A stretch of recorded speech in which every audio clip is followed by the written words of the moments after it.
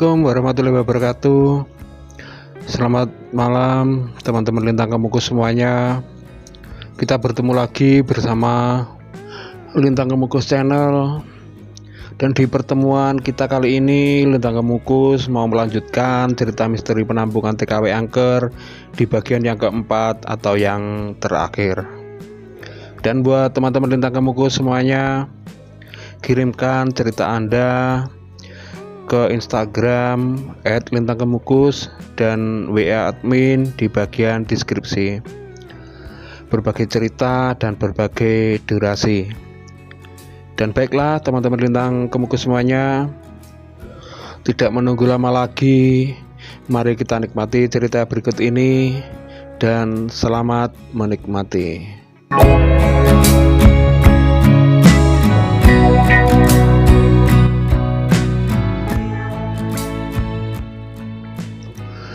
Dalam kisah lalu diceritakan Pak Satpam memutuskan menemani Luna dan Yuni dulu sampai bisa tidur.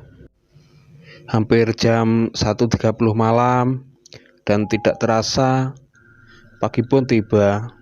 Sekitar jam 5 pagi Luna dan Yuni sudah bangun dan mereka mempersiapkan apa saja perlengkapan, termasuk dokumen-dokumen sebagai persyaratan buruh migran. Setelah usai persiapan, Luna dan Yuni menunggu mobil jemputan untuk membawa mereka pergi ke bandara. Setelah mobil jemputan sudah tiba, sudah waktunya mereka berangkat. Dalam perjalanan mereka ke bandara, kurang lebih 1,5 jam kemudian, mereka sudah berada dalam pesawat yang akan membawa mereka terbang menuju Singapura. Waktu berlalu dan tibalah mereka di bandara Singapura, dan mereka pun dijemput salah satu karyawan agen yang ada di Singapura.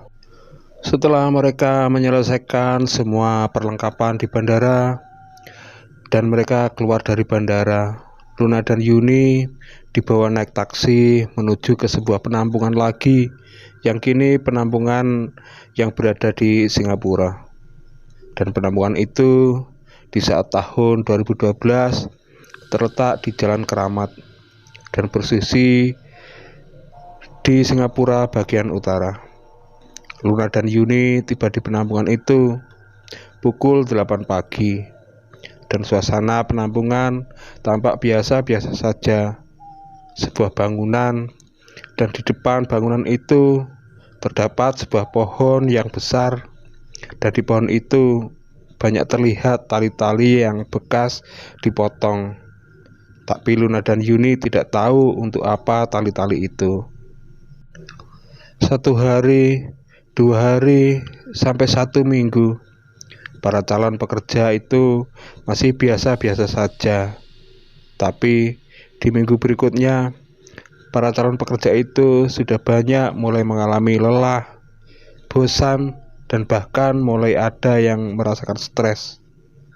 Kini Luna dan Yuni, juga yang lainnya, mulai sadar kalau di penampungan itu mereka harus ujian lagi. Dan ujiannya lebih ketat dan lebih sulit lagi. Luna merasa bahwa bangunan penampungan itu tampak nyaman bila dilihat dari luar saja. Tapi bila malam, mereka seperti dalam penjara. Betapa tidak, karena di penampungan itu tempat mereka tidur saling berhimpitan. Bahkan di penampungan itu berisi ratusan orang, dan di sana banyak nyamuk. Lebih lagi yang membuat Luna tersiksa adalah hewan ketinggi, dan hewan itu berjumlah ratusan bahkan ribuan, dan sangatlah menyiksa bila mereka mau tidur. Selain itu, seringkali mereka masih mendengar suara-suara hantu yang menangis, merintih, dan masih banyak lagi suara-suara aneh. Begitulah teman-teman Lintang Kemukus semuanya. Ternyata ujian berat para buruh migran kita cukuplah berat. Bukan hanya saat ditampung di dalam negeri, bahkan sesampai di luar negeri pun mereka masih banyak ujian yang berat. Belum lagi bila pagi tiba, di depan penampungan itu sering didatangi para pekerja migran laki-laki dari Bangladesh. Mereka sering menggoda buruh migran kita yang wanita dengan bersikap tidak senonoh. Biarpun ada juga yang tergoda, tapi banyak juga yang sungguh-sungguh mereka berjuang demi masa depannya. Memasuki minggu kedua, Luna di penampungan itu, akhirnya Luna pun dinyatakan lulus dan tinggal menunggu panggilan dari majikan yang akan membutuhkan tenaganya. Tapi sayang, nasib baik Luna tidak diikuti oleh temannya, yaitu Yuni. Yuni belum lulus dalam ujian di penampungan di Singapura itu, dan Yuni pamit kepada Luna. "Lun, aku dengar kamu sudah lulus ya, dan katanya tinggal nunggu majikan saja," tanya Yuni kepada Luna. "Iya Yun, terus bagaimana denganmu?" tanya balik Luna. "Aku belum lulus Lun, entah bagaimana ini," keluhan Yuni. "Terus kalau tidak lulus bagaimana lagi Yun? Apakah kamu mau dipulangkan?" tanya Luna dengan khawatir. "Tidak Lun, besok aku akan diterbangkan ke Pulau Batam dan akan ujian lagi di sana. Kalau nanti di Batam sudah lulus, katanya akan ditampung lagi di sini dan mengulang ujian lagi Lun, sampai kita lulus," ucap Yuni kepada Luna. "Sudah ya Lun, semoga kamu dapat majikan yang baik dan doakan aku semoga cepat lulus proses ujianku ini Lun," ucap Yuni kepada Luna. Setelah perbincangan itu, pagi harinya Luna mendapatkan majikan, dan setelah menyelesaikan dokumen-dokumen, Luna pun berangkat ke tempat majikannya dengan ditemani salah satu petugas dari agen. Sementara itu, Yuni diberangkatkan menuju ke Pulau Batam, dan rupanya Yuni tidak sendirian, tapi banyak para calon buruh migran yang tidak lulus dan dipindah ujian di penampungan Pulau Batam. Hari berganti minggu, tidak terasa sudah 2 bulan, dan kini Luna sudah mendapatkan gajian meski cuma sedikit, karena masih dalam masa potong gaji selama 9 bulan. Dan saat Luna dapat waktu libur, Luna sempatkan mengunjungi Yuni di penampungan di Singapura, yang ternyata Yuni juga belum lulus juga. Sesampainya di penampungan itu, Luna langsung saja mencari Yuni dan mengobrol mereka berdua di sana. "Bagaimana Yun? Kabarmu baik-baik saja kan?" tanya Luna kepada Yuni.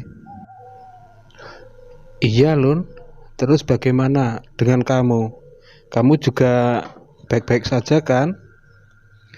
jawab Yuni. Mereka berdua terus saja saling bertukar pengalaman selama di sana. Yuni bercerita bahwa Yuni sudah mau menyerah dan mau kabur untuk pulang, karena Yuni sudah bolak-balik Batam Singapura sebanyak 3 kali, tapi belum juga lulus. Dan Yuni bercerita bahwa tentang tali yang ada di pohon depan penampungan itu, Rupanya tali bekas untuk berdiri yang dilakukan oleh calon buruh migran yang putus asa seperti dirinya. Akhirnya Luna pun jadi tahu tentang tali-tali itu, dan Luna pun bercerita tentang nasibnya.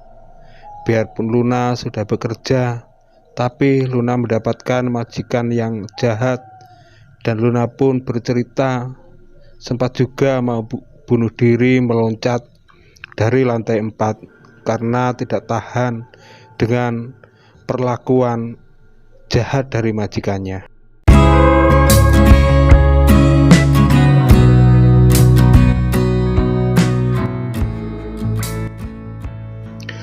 Begitulah teman-teman Lintang Kemuku semuanya, akhir dari cerita ini.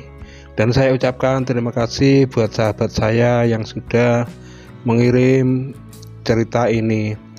Dan baiklah teman-teman Lintang Kemuku semuanya, sebelum saya akhiri pertemuan kali ini, mohon maaf semua kesalahan dan kekurangan. Jangan lupa like, comment, and subscribe di Lintang Kemuku channel. Nantikan cerita-cerita misteri berikutnya. Saya akhiri sampai di sini. Selamat istirahat. Ihdinas siratal mustaqim. Assalamualaikum warahmatullahi wabarakatuh. Selamat malam dan terima kasih.